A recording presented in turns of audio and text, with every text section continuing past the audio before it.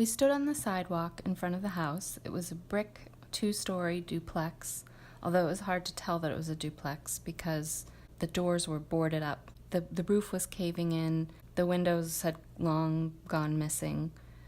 What happened here? I asked my students, and they said white flight.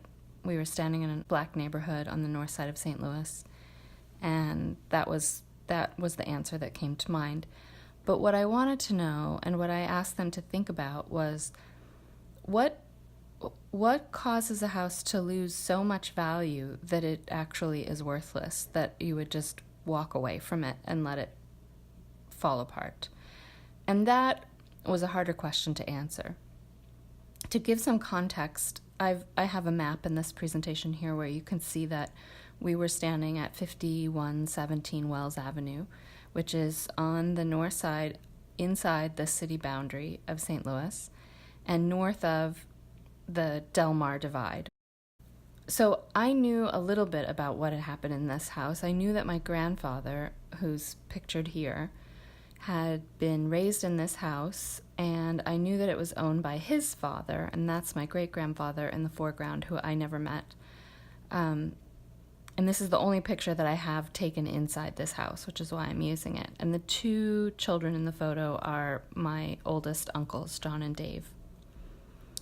But that's all I knew. I really didn't know what had happened to it, and I didn't know that much about my grandfather's childhood either. So I started looking into the history of the neighborhood. It turns out it's called the Cabiny neighborhood, or it used to be called that. My grandfather moved in when he was 5 with his family in 1922. This is a nearby school. It looks really palatial, and it is. It's an upper-class, private, all-girls Catholic school that was in the neighborhood, and this is another similar school. This one is for boys. So this gives you some sense of how the neighborhood was designed back at the turn of the century. And if we zoom in a little bit further, we can see that it's kind of near the edge of the city. This is a 1910 map.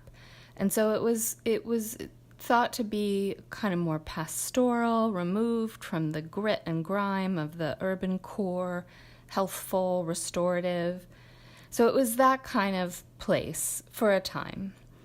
When my grandfather was living there, it was an all-white neighborhood. This is an image of the 1930 census, and you can see his name there, Reed Leo J. And other people in the neighborhood had jobs like baker, electrician, chauffeur, hairdresser. The other clue that I found was a document that showed that the last person to live in the house was a woman named Claudia Scholler. So I knew that my grandfather had lived there in the beginning, and then I knew that Claudia was the last person to live there. And when I looked into her life, I found that she was born in Greenville, Mississippi.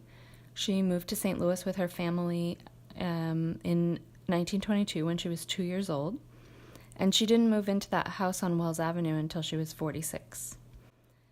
She was part of the first Black migration.